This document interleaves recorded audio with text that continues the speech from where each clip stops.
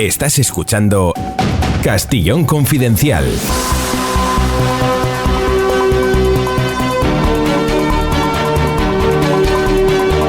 Aquí empieza una hora de información confidencial contrastada. Gracias por estar ahí, gente bien informada, gente libre que quiere pensar por sí misma y que no le digan ni qué hacer, ni qué escuchar, ni qué decir. Gracias a los amigos que nos siguen a través de cualquiera de las plataformas, iVoox, Spotify, Spreaker. Gracias a los amigos de Decisión Radio, cada día un par de horas estamos ahí de 7 a 9 de la tarde, y a Gran Vía Radio Barcelona, gracias, a las 6 cada tarde nos encuentran.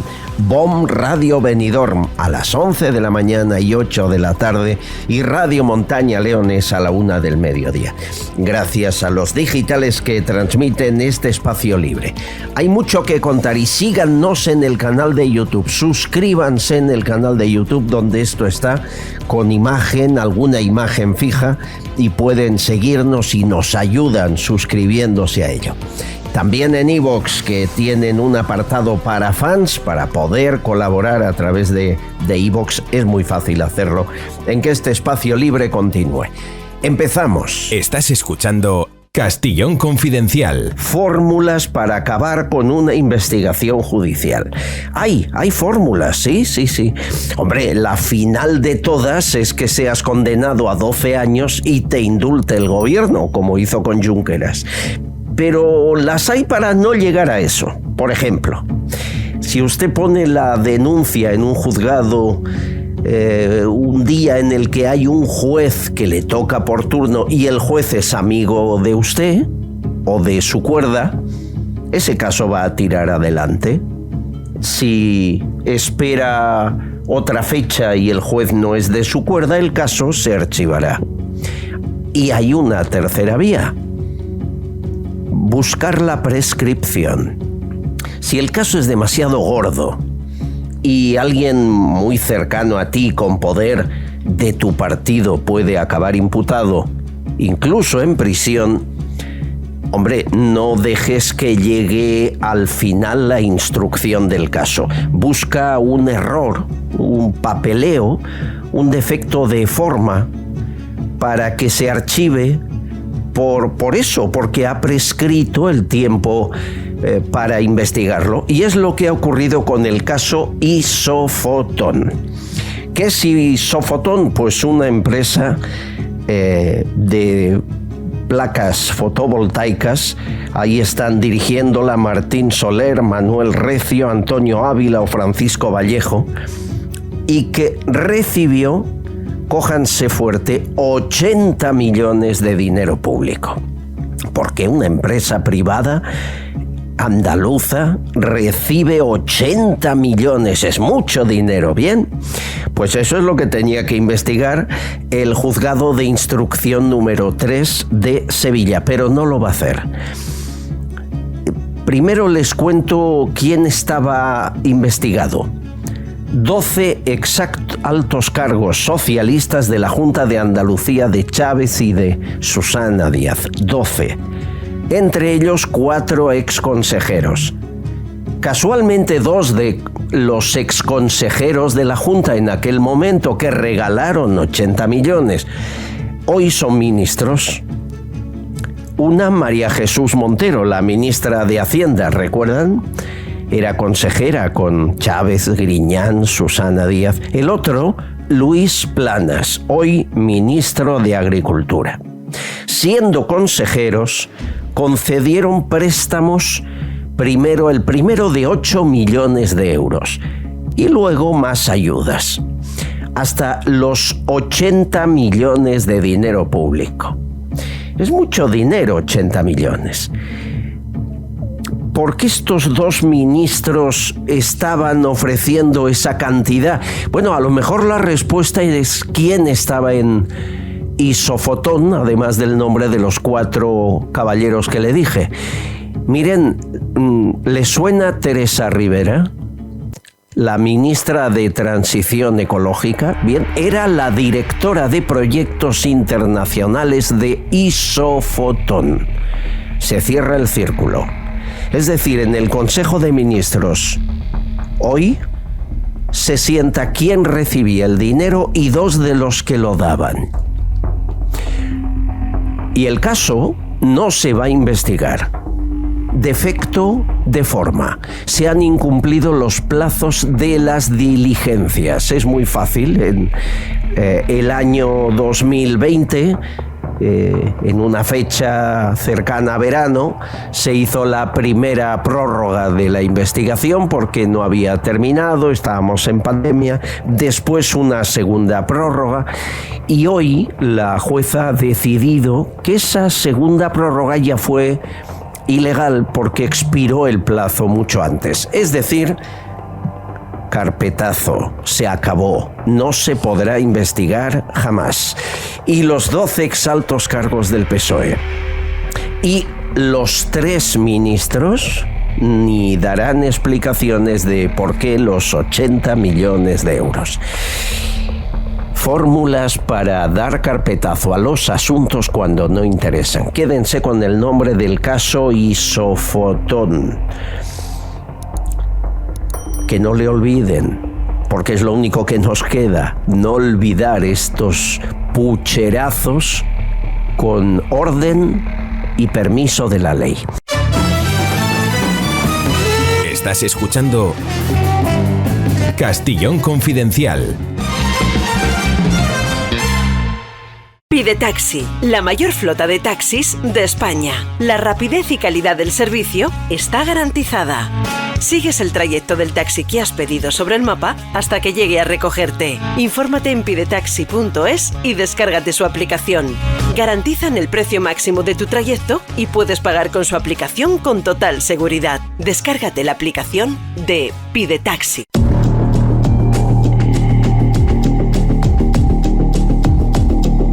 Serafín Giraldo echa la mirada al pasado para recordar una chapuza que acabó con la vida de una joven prometedora. Anabel Segura. Su aniversario es estos días. Inspector de policía, portavoz de H50. Hola, Serafín. Hola, Albert.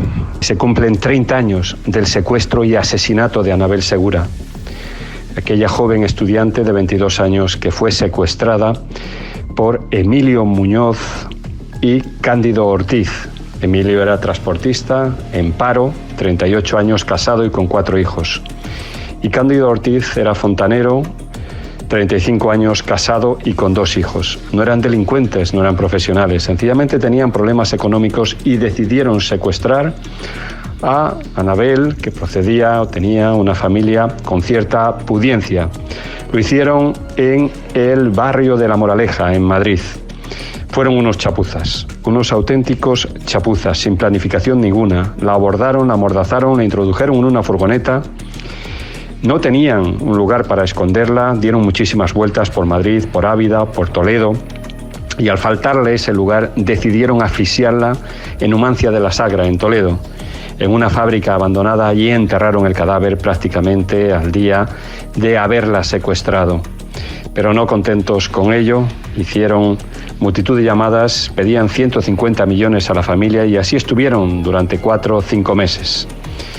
Y fue la Policía Nacional la que investigó estas llamadas, las hizo públicas, y esto fue importante para ver si alguna persona podía reconocer esa voz. Y del análisis de los ruidos de fondo, se escucharon en una de ellas voces de niños con acento de Toledo e incluso una palabra local de Toledo, bolo. Y fue así como la policía descubrió el lugar de los delincuentes y a partir de ahí fue tirar del hilo. En otra llamada también un oyente reconoció la voz de Emilio e incluso de su mujer, que fue absuelta, Felisa, que también se hizo pasar y llamó varias veces. Se hacía pasar por Anabel y llamó varias veces, dijo que estaba coaccionada por los 2 delincuentes y fue absuelta.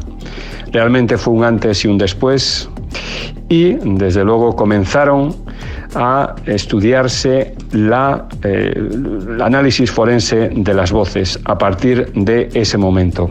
Hoy en día un secuestro de este tipo hubiera sido inviable. Existen cámaras en la carretera, los móviles nos dan nuestro posicionamiento, hay estudios fónicos mucho más precisos que los que existían en la época, pero no obstante, repito, fue un hito la difusión de todos esos mensajes de voz que dejaban estos delincuentes, y fue un hito también la forma de investigar a través del análisis de voz.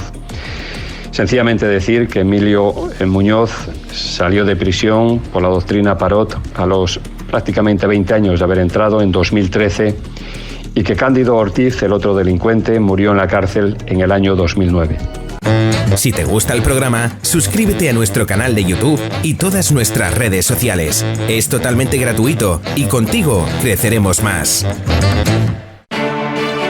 Por fin a la venta la reedición del libro de María Ángeles López de Celis, Los presidentes en zapatillas y sus primeras damas, publicado por Guante Blanco Editorial. Un recorrido único y exclusivo por la historia de la España más reciente, desde la zona cero del Poder Ejecutivo, el Palacio de la Moncloa, de la mano de su autora, secretaria de los 5 presidentes de la democracia. En tiempos convulsos como los que vivimos, qué mejor que una mirada por el retrovisor de nuestro mejor pasado para recuperar los valores que tan buenos resultados nos dieron entonces.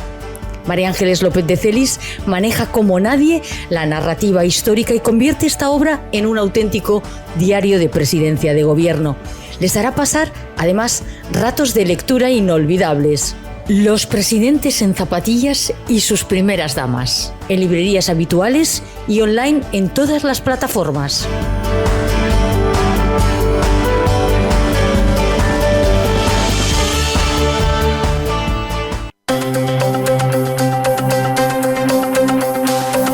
Aquí seguimos con el abogado Nacho Fuster Fabra, profesor de abogados en la universidad. Hugo Pereira es diario, Juan Figueroa, Partido Popular y concejal en Alcobendas, exalcalde de San Agustín del Guadalix. Bueno, todos sabemos y hemos soportado 4, casi 5 años de gobierno comunista en España, con Sánchez a la cabeza. Un extraño experimento que ha salido como era de prever, no muy bien, pero que quieren revalidar. Y para eso Podemos, que ha metido la pata muchas veces en estos 4 años, la última, la ley sí es sí, Podemos ha publicado un vídeo para intentar captar las emociones. Es muy salvaje. Yo os voy a pedir a los 3, Juan, Hugo, Nacho, hacer reflexiones. Vamos a ir parando el vídeo, pero quiero que lo escuchéis. Os pregunto si lo habéis oído ya. Hugo, entiendo que sí. Pues sí, Alberto, vamos, yo creo que ya lo hemos visto todos. No, Figueroa, ¿lo has visto? No, yo no he tenido la ocasión todavía. Nacho, ¿lo has visto? Yo no lo he visto. Esto es que creemos la prensa que lo que vemos nosotros lo ve todo el mundo, y no es verdad. Escuchen. Empezamos, iremos parando, Vídeo de campaña de Podemos. Este es un mensaje para ti, que no te callas. Para ti, que no tienes ningún cargo. Este es un mensaje para ti, que nunca has cobrado un sueldo por hacer política y que no tienes por qué callarte. Este es un mensaje para ti, que nunca te pones de perfil en una discusión de política con compañeros de trabajo. Este es un mensaje para ti, que te sientes orgullosa cuando vas al colegio electoral y coges la papeleta de tu partido. Este es un mensaje para ti, que sientes rabia cuando escuchas a Ana Rosa en la televisión de la peluquería y no te callas y dices delante de todo el mundo que esa señora es una sinvergüenza. Este es un mensaje para ti, que eres taxista y si te pide un cliente que pongas la COPE, no te callas y le dices que no, porque te acuerdas de quién te defendió de Uber. Este es un mensaje para ti, que no te callas. Para un momento, ahora seguimos, A ver, Nacho, ¿esto es delictivo? Este es un mensaje para ti, que cuando ponen a Ana Rosa no te callas y dices esa señora es una sinvergüenza. ¿Qué es esto? Mira, a mí me da más miedo. A mí Podemos tiene unos tintes de Alemania de 1939 que me da bastante miedo. Te voy a ser muy sincero, A mí esto de señalar a gente... Está diciendo que señalemos, claro. Señalemos si escuchas a la COPE, es decir, si viene un cliente y está escuchando la COPE, quítala porque la COPE es del enemigo. ¿Qué es esto? Yo no había oído nada igual. Esto es Alemania 1939. Me empieza a dar mucho miedo. Señalar a la gente públicamente. Además no se esconden, ¿eh? Pero seguimos el vídeo, seguimos analizando un poco más. Mensaje para recordarte que Podemos eres tú. Podemos es mucho más que sus dirigentes de ayer y de hoy. Podemos es mucho más que un partido, es mucho más que 2 ministerios, es mucho más que las leyes que ha conseguido. Podemos es mucho más importante que todo eso. Podemos es la mujer mayor que se levanta en el vagón del metro y planta cara ella sola al racista y consigue que el vagón entero se levante. Podemos es la chica que no aguanta los comentarios machistas de su cuñado en la cena de Nochebuena y no se calla. Aunque sus padres le digan que se calle, ella no se calla y termina callando al cuñado. Podemos es Ione Belarra diciendo que Juan Roch es un capitalista despiadado, sí. Pero si Ione pudo decir eso, es porque existe un jubilado que gritó él solito en su centro de salud que Ayuso es una corrupta. Podemos es Irene Montero, plantando cara a los gritos de los hooligans con carné de diputado, sí. Pero si Irene pudo hacer eso, es porque una chica trans de 16 años se dio la vuelta en la calle y se encaró con 4 señores que se rieron de ella. Podemos fue Pablo Iglesias, diciendo en directo a Ferreras que era el protector de Inda y un corrupto. Pero Pablo pudo decir eso, porque un parado andaluz convirtió su cuenta de Twitter en un muro de denuncia contra la manipulación. Podemos es un... Por favor, para. Juan Roch, Ayuso corrupta, Ferreras corrupto y protector de Inda. Hugo, ¿qué es esto? Bueno, pues esto es una barbaridad, ¿no? Eso para empezar. Decir, pero es que estas son al final las formas de Podemos. Recuerdo yo ese tramabús, no sé si lo recordáis, el autobús que recorrió las calles con caras, caras de periodistas, de compañeros periodistas. O sea, es que lo lleva haciendo desde los inicios, Podemos. Pero no le condenan. Tú puedes de verdad en una campaña electoral siendo partido de gobierno decir COPE corrupta, Ana Rosa corrupta, Juan Roch corrupto, Ayuso corrupta, Ferreras corrupta, pero ¿esto qué es? Claro, nos guste más o menos al verte tanto Ana Rosa como Eduardo Inda, como tú o como yo, como cualquiera de los que estamos aquí, somos personajes públicos. Y entonces la ley ampara la absoluta libertad de expresión hacia las personas siempre y cuando pues no se mienta y no se vaya en contra del honor. Es verdad, Claro. No lo veo eso, ¿no? Esto puede decir Ana Rosa me cae mal, no me gusta, perfecto. También os pero digo corrupción una cosa. es implicar un delito a alguien. No, eso desde luego, o sea, eso evidentemente lo tendrá que dirimir un juez. Claro, pero también os digo una cosa. Esto se hace desde un extremo y también desde el otro. Es decir, Vox está todo el santo día, que si Ferreras, que si La Sexta, que si incluso Federico Jiménez Los Santos ahora, que si todos los medios de comunicación, que si El País lo vetan, que si a OK Diario, a mi compañero Rodrigo Villar lo vetan. Es su opinión. Bueno, pero les llama corruptos Vox y todo lo que... Bueno, a Federico Jiménez Los Santos le dijeron que estaba comprado. O sea, eso Iván Espinosa de los Monteros. Les demande. Claro, y ya les avisó Federico. Vuelvo al abogado. ¿Hay posibilidad de que te pueden llamar corrupto en un vídeo de campaña un partido de gobierno y que no pase nada? Pues mira, siento decirlo porque quieres que te dé la información real. Quiero lo que te diría como abogado. Aunque no me guste oírla. Son tan civilinos que ellos no están llamando corrupto a nadie. Claro. Ellos se están poniendo en boca de otros que han hecho unas manifestaciones. Claro. Lo cual el mensaje que le llega a la opinión pública es que esta gente es corrupta. Pero cuando lo quieres imputar, ellos, estrategia de defensa, y se lo adelanto por si sus abogados, que a veces tampoco están muy lúcidos, les ocurre, es para decírselo. Es decir, el juego de es una tercera persona quien se lo dice es suficiente como para que no imputen al partido de corrupción. Yo creo que no es verdad, porque el mensaje está pagado y hecho por el partido, sale desde las webs y publicaciones del partido y lo difunde el partido. Por lo tanto, no es un grupo de personas anónimas que deciden hacer unas manifestaciones. Juan, es que esto al final es derecho penal. El derecho penal dice que una persona en concreto realiza una acción determinada frente a una persona o contra un valor jurídico en particular. ¿Qué es lo que hacen ellos? Ellos en el fondo son muy listos. Dicen, fulanito, Pablo Iglesias, dijo que esto era esto en tal sitio. Es que eso es cierto. Y Nacho, Pablo Iglesias dijo esto de esta persona.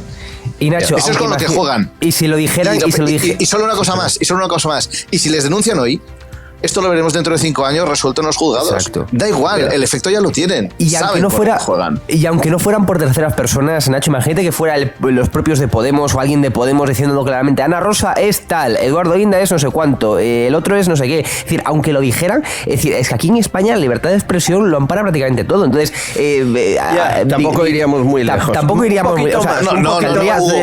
Hugo, claro. Yo he defendido a políticos. Sí, el problema de verdad es la terminología. Y además a mí siempre me ha ido bien. El otro día me reuní con un periodista que me dijo: oye, antes asesorabais a un partido, ahora ya no asesoráis. Digo, hace tiempo que no. Dice: joder, si os había ido muy bien siempre. Le digo: sí, pero porque sabíamos cómo hacerlo. Claro. Porque cuando se hacen imputaciones directas y un político o alguien de fuera dice: esta persona es tal, eso es una imputación directa. Ahora, si dices: he escuchado o he leído en internet que dicen que no sé qué, ahí es cuando se entra lo abstracto derecho penal y se libran. Y es lo que vamos a jugando, seguir y lo saben.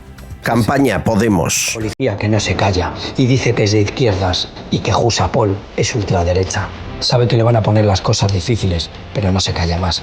Podemos es un periodista que dice: yo esta mierda no la voy a escribir, aunque sepa que le pueden echar. Podemos es un independentista que vota a Podemos en las generales, porque aunque no esté de acuerdo con Podemos en muchas cosas, admira su valor. Podemos es la sonrisa de los currantes cuando el jefe se queja de que hayan subido el salario mínimo. Podemos es el militante de toda la puñetera vida, que alucina y se indigna cuando ve que sus ministros se ponen de perfil con la OTAN y la guerra de Ucrania, y que solo Ione dice lo que él piensa, y se enfada porque a él le gusta más el rojo que el morado, y se acuerda de que Podemos no le gustó al principio, pero su instinto le dice quiénes son los suyos. Hay quien piensa que toda esa gente es poca gente, apenas un pequeño grupo de resistentes alejados de las mayorías y condenados a vivir en una esquinita del tablero. No entienden que esa gente es el núcleo que irradia. Manuel Azaña dijo que España no fue siempre un país inquisitorial, ni un país intolerante, ni un país fanatizado. Dijo el viejo republicano que ha habido durante siglos en España un arroyuelo murmurante de gentes descontentas, del cual nosotros venimos y nos hemos convertido en ese río. Somos sus herederos, decía. La historia de nuestra patria está jalonada de luchas y avances sociales construidas por gentes que no se callaron. Hubo muchas derrotas, sí, pero ninguna fue lo suficientemente definitiva para aplastar ese espíritu de rebeldía de los españoles. Podemos es eso, la rebeldía española que transforma. Han querido matar 1000 veces esa rebeldía de la misma forma que hoy quieren volver a matar a Podemos, pero la rebeldía siempre despierta en los momentos de encrucijada histórica. Es lo que el historiador Juan Andrade llamó una vez el excedente democrático de España. Esa rebeldía es mucho más que un partido. Sois vosotras y vosotros que no os calláis. El día 15 en Zaragoza tenemos que vernos. Bueno, y anuncian el meeting. A mí me recuerda a Braveheart, recuerdan la película de Mel Gibson. O sea que Podemos es la rebeldía española, los herederos de Azaña. A mí de Azaña me ha gustado, a mí me ha gustado toda Azaña, pero se me han olvidado muchas frases de Azaña que también podría utilizar, Sobre la política republicana de izquierdas decía que era política tabernaria, incompetente, de amigachos, de codicia y botín, sin ninguna idea alta. ¡Ojo! Acabamos de resumir los que han hecho todos el magnífico vídeo. Mira, hay una frase también muy buena de Cánovas del Castillo que decía que todo lo que en política no es posible es mentira. Y estos señores lo que dicen es mentira. Porque es que muchas de las cosas que dicen no es posible. Bueno, no es posible si no está Sánchez. Porque claro, con Sánchez todo es posible. Yo me estoy dando cuenta que este hombre lo que quiere realmente es una transformación integral del concepto de país, del concepto de familia. Lo que quiere es cambiar la sociedad como concepto y todo es para él ingeniería social. Y lo que hace es apoyar las tesis de Podemos porque, como he dicho al principio, es imposible. Son un pack, vamos a ver. Bildu, Esquerra, hay un voto único. O sea, ellos están mirando en su rollo. ¿Qué pasa ahora de verdad en los ayuntamientos? Que los conocen y saben que son los radicales de izquierda de toda la vida de Dios. Casi siempre suelen estar montando estructuras de antifascistas que la gente está harta de ellas en los municipios, que cuando toman el poder sale lo que son de verdad, radicales de ultraizquierda, que entonces, claro, son inviables con la convivencia democrática. Y entonces, ¿qué pasa? Que ya los conocen e intentan vender una moto a la gente joven como, bueno, pues tipo Netflix, ¿no? Para que, pues, que les entre como si fuera pero buscan el voto voto joven, voto indepe, voto rebelde, voto de izquierda, voto desinformado. Sin duda. El que no está informado, ¿eh?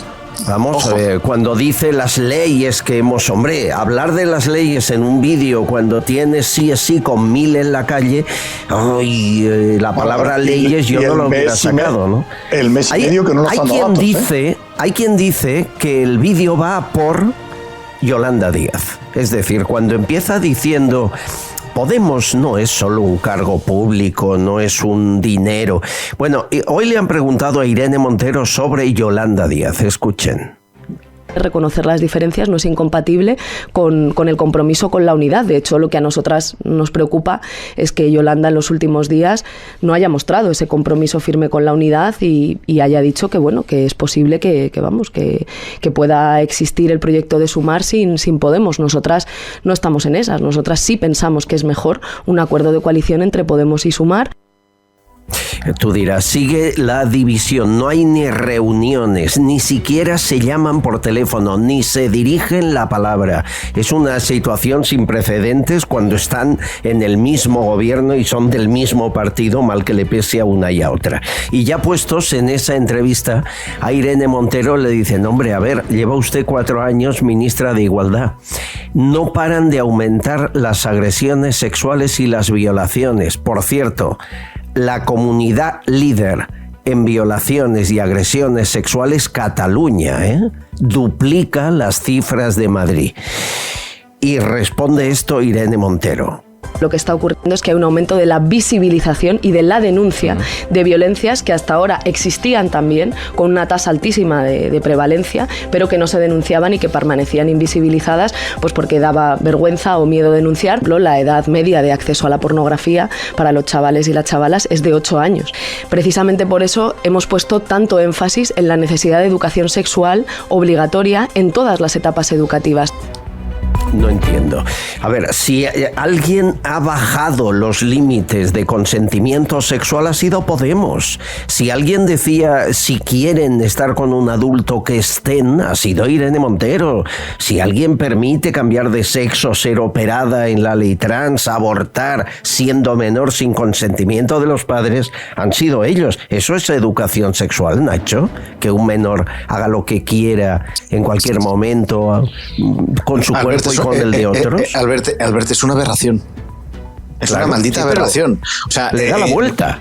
Ya, pero es que es lo que pasa, que cuando a ellos les interesa le da la vuelta y cuando no les interesa no la da.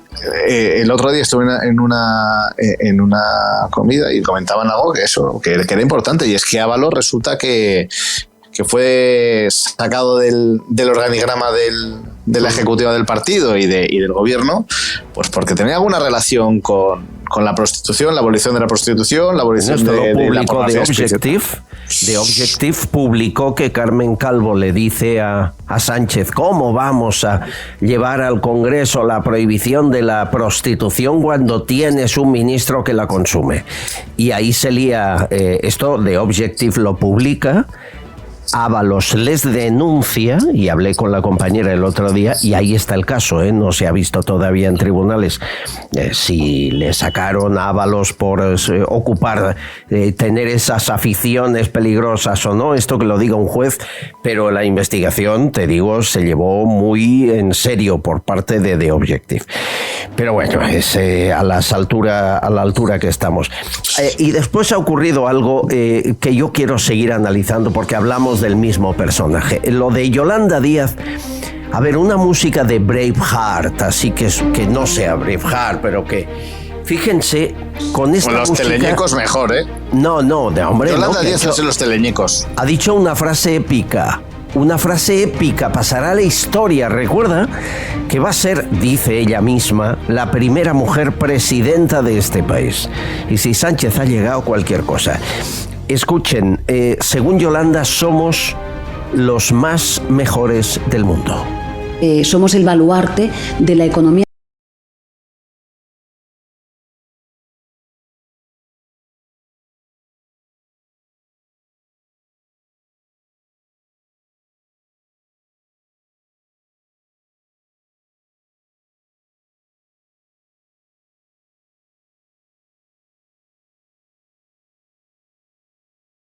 más que quedarse ahí, yo iría más. Yo sería cósmica, sería planetaria, más que planetaria, sería galáctica o universal. Yo creo que ya tiene que subir la apuesta, que no se quede corta. Ay, Dios. De verdad, cuidado con lo que pensamos.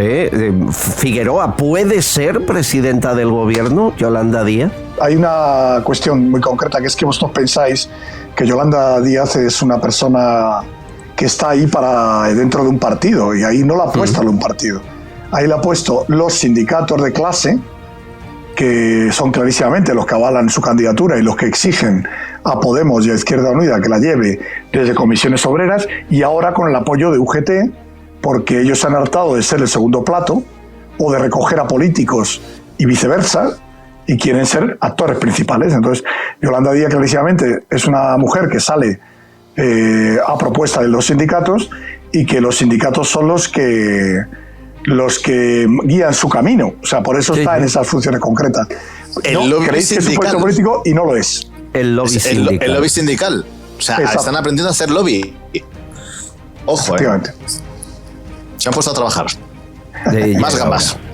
Gambas para la mesa, por favor. Más gambas, dice. Bueno, la última de hoy, y tengo una invitada que quiero presentaros después de las 8. La última, Díaz Ayuso ha estado en COPE, esa emisora que dice Podemos no han de escuchar nadie, y ha hablado muy clarito de qué pasa con las empresas en España después del acoso que está llevando a cabo el gobierno contra Ferrovial.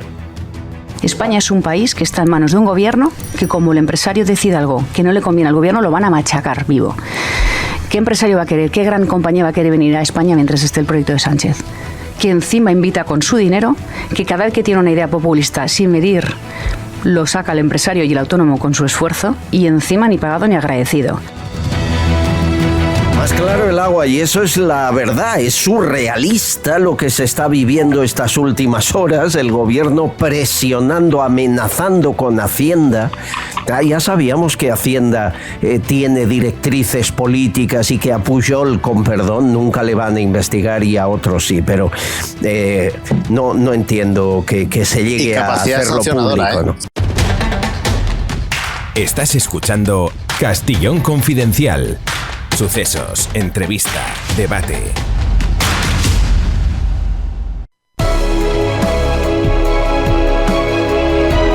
El agua de Vichy es más que benéfica para la salud. Tiene infinidad de sales minerales. De forma natural usted va a regenerar su cuerpo, su hidratación y su mente. Reduce el colesterol malo, combate la acidez de estómago, evita la osteoporosis. Son informes médicos, están en la página web vichycatalan.es. Ahí está toda la información. El agua de Vichy Catalán, además de hidratarle, tiene burbujas nacidas de forma natural en el fondo de la tierra, no añadidas por la mano humana. No pierda la posibilidad de tener en su casa algo tan benéfico que antes se vendía en farmacias, y visite el balneario de Vichy Catalán, le va a encantar. Agua de Vichy Catalán, merece la pena. Cada día, antes de irse a dormir, a descansar, tómense un vaso, verán qué buenas digestiones. Vichy Catalán, agua buena.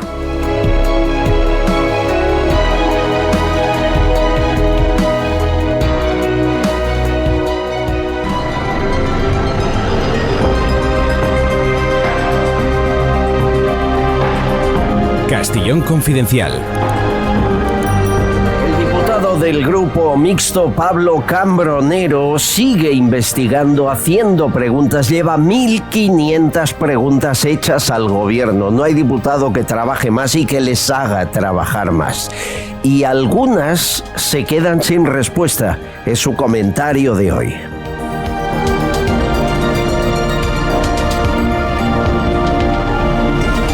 Hola, muy buenas, Albert. Pues esta semana te traigo un tema que todos conocemos. Todos sabemos las nefastas consecuencias que ha tenido la ley del solo sí es sí del PSOE y de Podemos. Pero hay que recordar también que esta ley la aprobaron 205 diputados del Congreso. Siempre hay que recordar ese asunto. Pues bien, resulta que llevamos más de un mes sin saber los datos actualizados de la cantidad de delincuentes sexuales que han sido beneficiados por esta ley. Y bien, pues pregunto al gobierno esta semana, ¿por qué? ¿Por qué el Consejo General del Poder Judicial no actualiza los datos y los ha dejado en aquellos 78 violadores liberados y no los actualiza en ningún momento? Podemos esperar que esa cifra haya crecido mucho. Incluso puede haber subido del número de los 1.000 beneficiados delincuentes sexuales por la ley del solo sí es sí. Pues bien, he preguntado si el gobierno ha dado instrucciones al Consejo General para ocultar estos datos y en nada recibiré la respuesta para saber precisamente si el gobierno está utilizando el Consejo General y ocultando estos datos con fines electoralistas, lo cual ya sería absolutamente indigno, pero nada sorprendente viendo la entidad moral de este gobierno. Así seguiremos, Albert. Seguiremos controlando este gobierno mientras estemos en el Congreso. Estás escuchando Castillón Confidencial.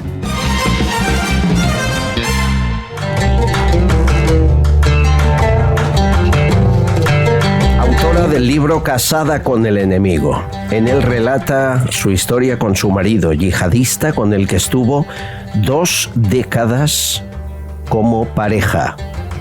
Nabil Benazou Bendandou, miembro de la célula Brigada Al-Andalus, condenado a 8 años de prisión y 14 de inhabilitación por integración en organización terrorista.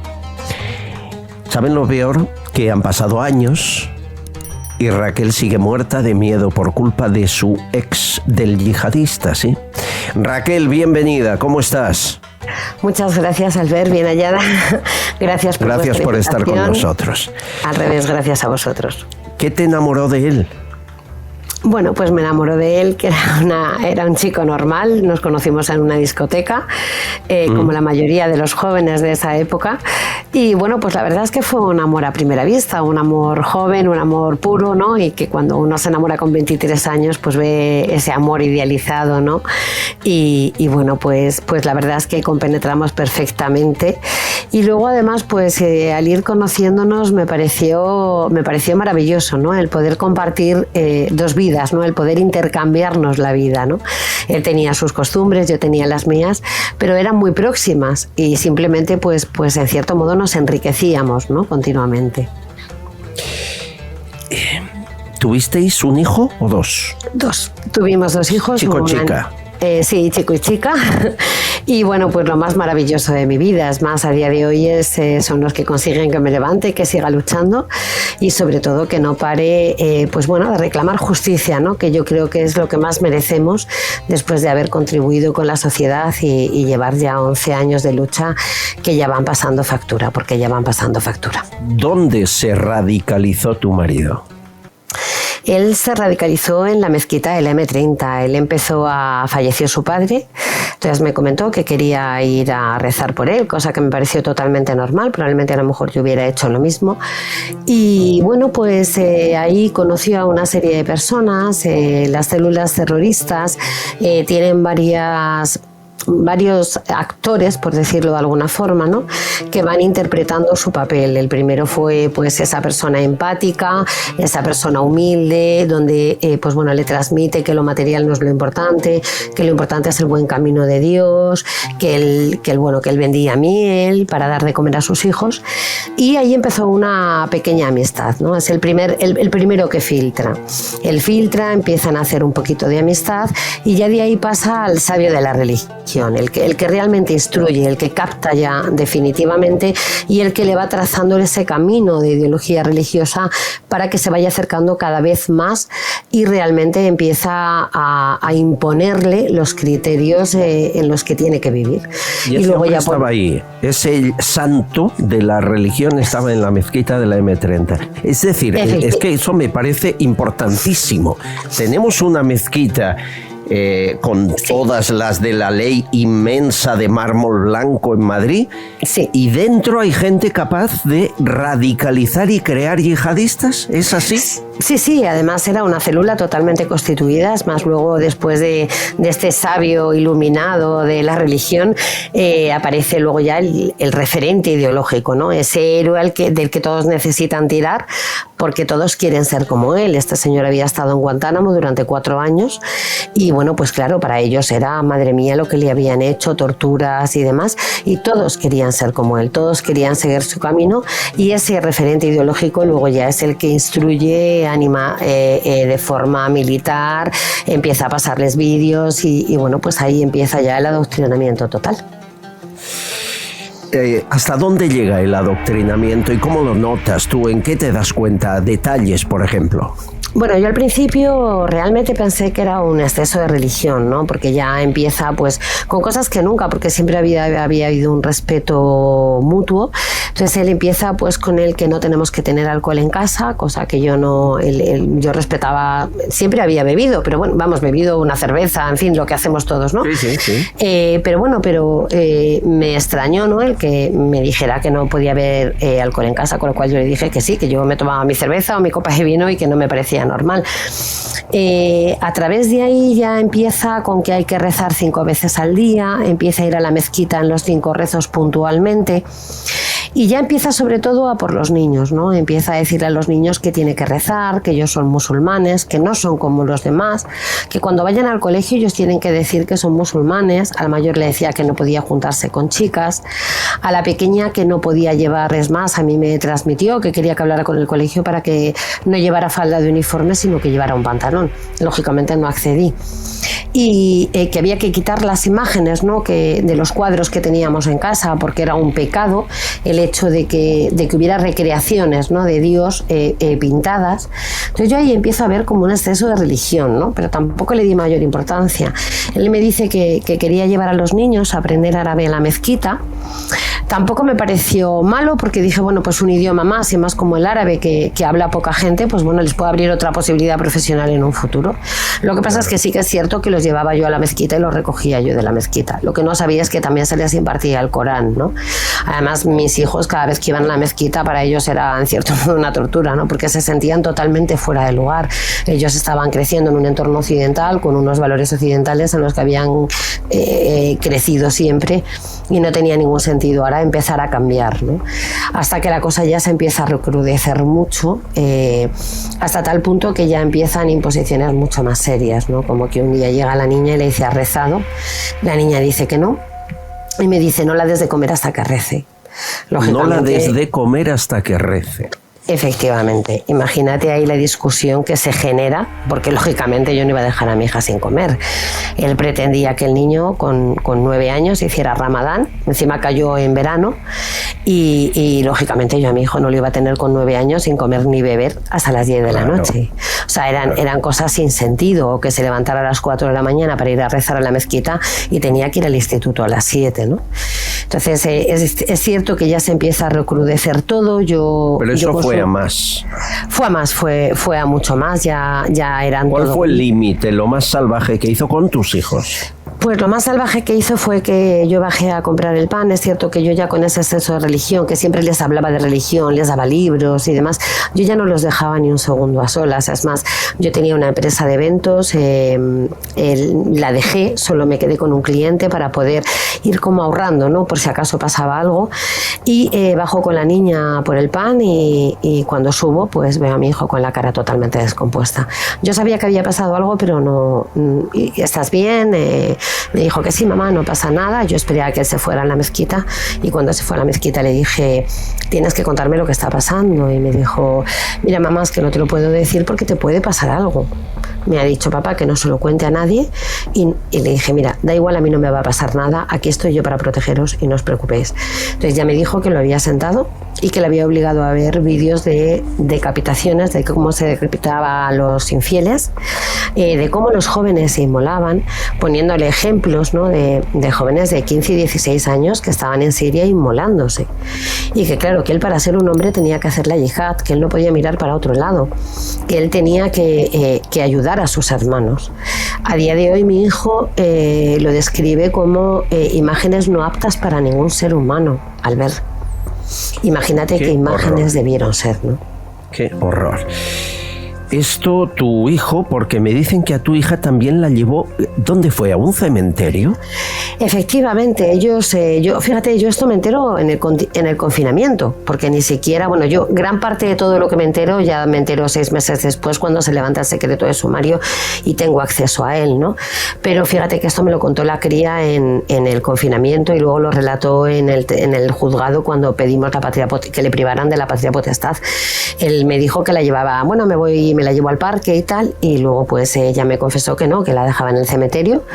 La dejaba en el cementerio, la dejaba en un centro de salud y le decía, ahora vuelvo, y a lo mejor tardaba 3 horas, ¿no? Ha habido momentos en el cementerio que ya le dieron las 9 de la noche a oscuras, una niña con 6 años. ¿Pero por qué en el cementerio? Sola.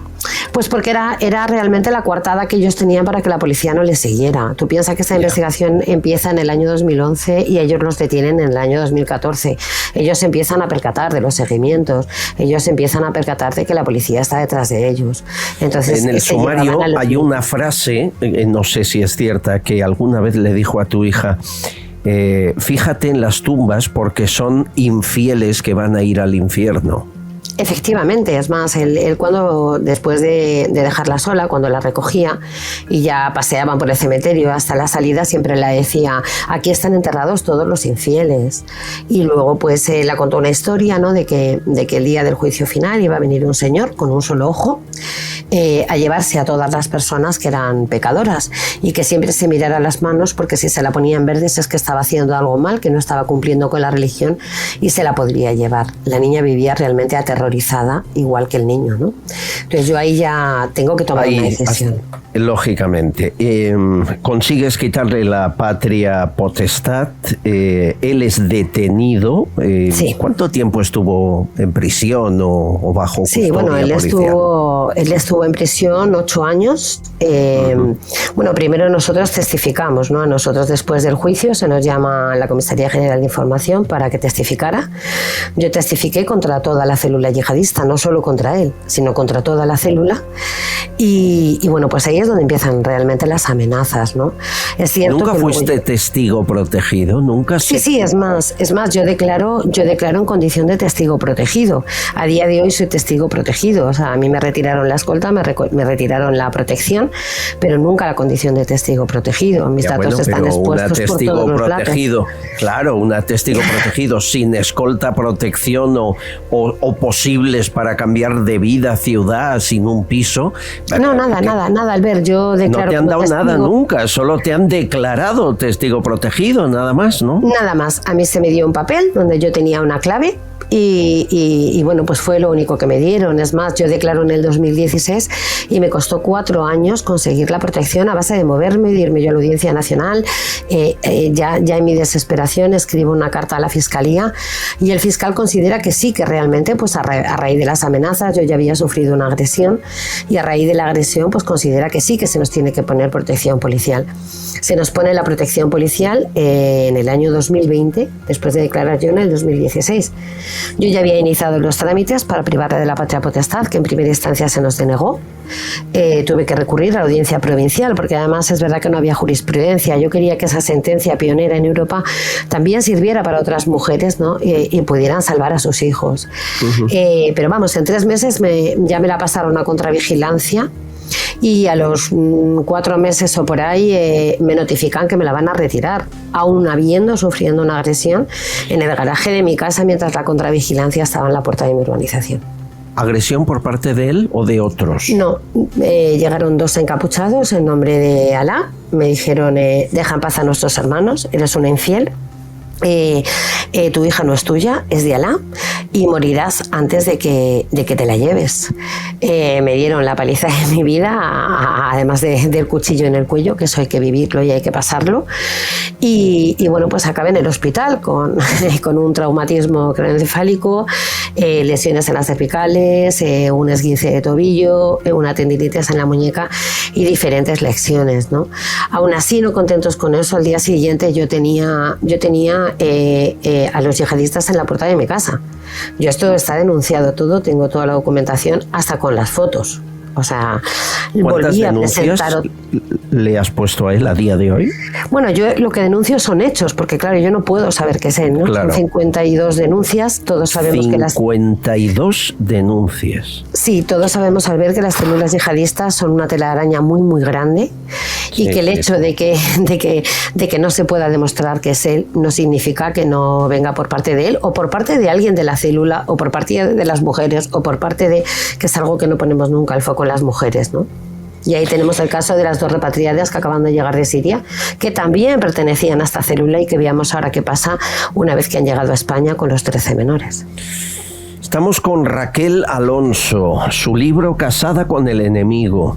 Lo estuvo 2 décadas con su marido, al que conoció en una discoteca que se radicalizó en la mezquita de la M30. Nos decías que fue condenado a 8 años de cárcel, pero ya está en la calle. Sí, es más, nosotros cuando nos quitan la protección pasan todo al juzgado de violencia de género, alegando que era un problema de violencia de género porque yo estaba peleando por la patria potestad, cosa que las amenazas venían proferidas en el ámbito doméstico. No tiene nada que ver, es un caso de terrorismo, ¿no? Es más, aparte de que hay una cosa que a mí me parece una contradicción, Albert, no sé si estarás de acuerdo conmigo, en que si hay un informe de la Dirección General de la Policía donde dice que las amenazas son enfocadas en el ámbito doméstico, entiendo que es porque ellos saben que es él, porque yo no me peleo por la guardia y custodia de mis hijos con el vecino del quinto, me peleo con mi ex marido. Entonces, a mí me parece hay una contradicción muy grande. Efectivamente, lo trasvasan todo al juzgado de violencia de género, llegando una vez más a ningún lugar, porque nos deniegan hasta una orden de alejamiento, alegando que él está en libertad vigilada y que lleva una pulsera. Que bueno, todos sabemos un poco cómo funcionan las pulseras, ¿no? ¿Tú tienes miedo ahora que sabes que él está en la calle? Pues hombre, ya no es que viva aterrorizada al ver, es que ya no solo por mí, sino por mis hijos, ¿no? O sea, es que no podemos llevar una vida normal. O sea, yo cada vez que salen mis hijos les tengo que llevar, les tengo que recoger. Ellos estudian online, hemos cambiado 8 veces de domicilio, porque siempre nos encuentran. Yo he sacado 1000 fotos que están en la puerta de mi casa y cambio mañana y vuelvo otra vez. Y eso te lleva ya también hasta una situación económica insostenible, en abogados, en cambios de domicilio, en que tampoco nadie quiere contratar a la exmujer de un yihadista, a pesar de que tienes un montón de formación. O sea, y luego inclusive, fíjate, hasta en tu vida profesional, por haber sacado el libro, por haber hecho público tu caso, en lugar de tener protección y apoyo, que es lo que necesitas. Sí, es más, a mí en el primer juzgado, en el primer juicio, ¿no?, de la patria potestad, a mí lo que se me echa en cara es que yo haya salido a prensa, haya dado a conocer mi historia, porque alegaban que estaba poniendo yo en peligro a mis hijos, cuando yo de mis hijos nadie sabe ni sus caras, ni sus nombres, ni sus edades, ni nada, porque nunca lo he dicho. Estos niños están totalmente protegidos por mí. Y le defienden a él, ¿no? que él estaba en prisión y que no podía hacer absolutamente nada, cuando todos sabemos cómo funcionan. Desde luego los que llevamos investigando este tema, y yo llevo 11 años investigando el terrorismo yihadista, aparte de haberlo vivido, porque estuve 4 años sin quererlo, porque claro, yo tuve que vivir con él porque la nueva ley antiterrorista hasta el 2015 no sale y el adoctrinamiento no se consideraba un delito, Albert. Con lo cual yo me vi 4 años relegada, sometida, fingiendo hasta una conversión al Islam para poder proteger a mis hijos. Esa fue la época más... una conversión para que él creyera que ya eras de las suyas, ¿no? Exactamente. Bueno, está escuchando Teresa Bueyes, abogada, Alberto Sotillo, sociólogo y periodista. Teresa, aquí hay muchos errores. El primero, ¿de verdad un testigo protegido en España se le trata así por denunciar una célula yihadista? Es vergonzoso. Es que la ley de testigos protegidos en España es vergonzoso. Es que al final no funciona. O sea, te lo digo por el caso que llevo yo de Mallorca. El testigo protegido al final salió en toda la prensa, nombres, apellidos de él, fotografías de él. No hay forma de proteger a un testigo protegido. Qué vergüenza. Tremendo. Eso en España es un desastre. Yo no sé qué más puede hacer porque me parece tremendo lo que está viviendo. Es decir, él está en la calle, a ella la tratan como violencia de género cuando esto es mucho más grave que eso, y en cualquier momento puede volver la amenaza. Ayudas cero. Cero. Él sí tiene una ayuda porque todos los presos que salen de prisión tienen una ayuda económica, ¿no? Para poder reinsertarse en la sociedad, que todos sabemos que no hay reinserción posible para estas personas. O sea, es más, todavía a día de hoy en España no hay un caso de radicalización. O sea, no hay uno. No hay uno todavía, porque en prisiones todos sabemos que se radicalizan muchísimo más. Es más, yo en el primer juicio que le veo por videoconferencia, casi el idioma lo había perdido. O sea, hablaba poco español, o sea, hablaba como cuando yo le conocí. Qué vergüenza. Porque hay un área dentro de la policía que tú, me imagino que has pedido incluso ayuda, que hay veces que los policías ya no hacen caso ni a los jueces y ponen la propia protección de seguridad ciudadana a personas como tú, porque saben que están en alto riesgo.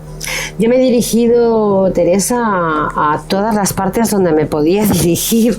O sea, ya creo que lo único que me queda es el defensor del pueblo, que no sé si eso llegaría a algún lado. No a ningún lado. Inclusive, fíjate hasta dónde podemos llegar y cómo son las cosas también en otros países. Os voy a contar una anécdota. Yo empiezo a recibir amenazas en Twitter.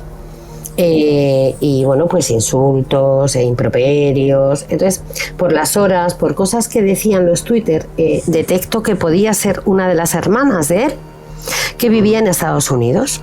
Entonces yo, como soy una persona que me muevo y que bueno, no tengo ya nada que perder, como aquel que dice, salvo mi vida, que espero que no acabe mi vida con un titular así, ¿yo qué hago? Yo me pongo en contacto con el FBI, pero como cualquier ciudadana, yo llamo a un teléfono, el primero que me sale en internet del FBI, hablo con ellos, me pasan con el FBI en Tampa, lo denuncio, doy todos los datos de él, doy todos los datos de todo, no sé lo que pasó, pero no he vuelto a recibir una amenaza en Twitter. Entonces, no lo ¿estás diciendo que hay que llamar al FBI para que esto se solucione en lugar de a la policía española? Yo te he contado una anécdota, o sea, una anécdota verídica, porque además yo, lo bueno que tengo es que, mira, grabé todo, tengo toda la documentación, Albert, ¿sabes? Sí. Tengo hasta los WhatsApp, tengo llamadas, tengo toda la documentación, porque yo todo lo que hablo lo tengo muy documentado, ¿no? Para que luego nunca pueda venir ningún tipo de problema. Pero sí, denuncié al FBI en mi desesperación para que frenaran ese tipo de amenazas en Twitter, porque podía generar un efecto llamada, más que otra cosa. Entonces, a mí me daba igual si su hermana piensa o defiende, porque le defienden a muerte como que ha sido un pobrecito, una víctima, y que bueno, que pasaba por allí, más o menos, ¿no? Es toda una locura. Entonces, Sotillos. ¿Tú conocías esta historia, Alberto? No, desde luego no con este nivel de detalle, ¿no? Siempre te sorprende que sea tan cercano, tan en sitios tan evidentes y que no, como decía aquel, no en montañas lejanas, ¿no? Que no están tan cerca. Es sorprendente. Y a ver, pero falla todo, ¿no? Menos una cosa, lo de que se ha tratado a través de violencia de género casi en este país es lo más duro que puede haber, casi, más que la ley antiterrorista. O sea, que por esa regla de tres, casi, que no sé si para bien o para mal, es una buena reacción. Pero desde luego, claro que falla porque hay una confianza. Pecamos de inocentes. Creemos que efectivamente, sí, ¿cómo va a pasar? Que no va será a pasar para tanto. Claro, tan así. Exacto. Que no va a ser tan grave, que en el fondo es un hecho de pareja.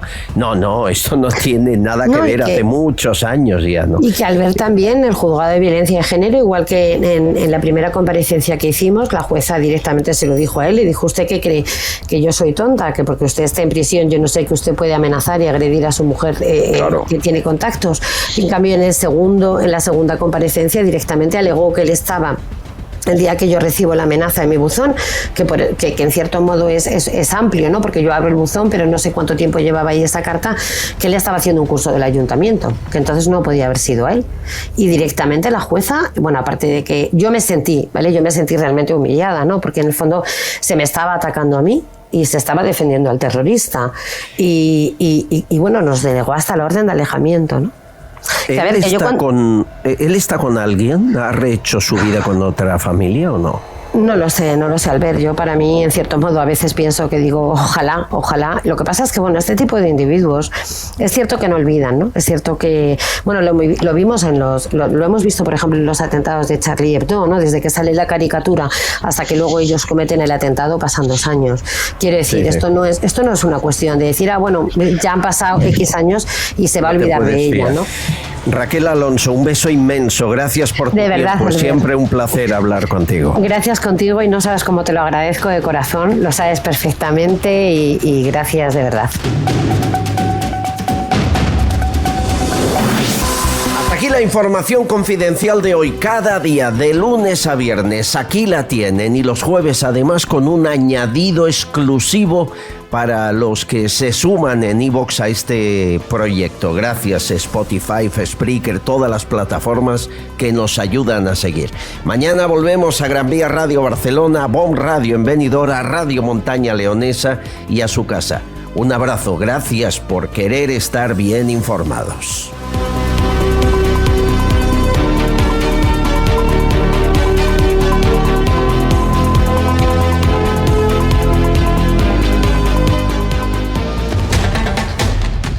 Estás escuchando Castellón Confidencial. Sucesos, entrevista, debate.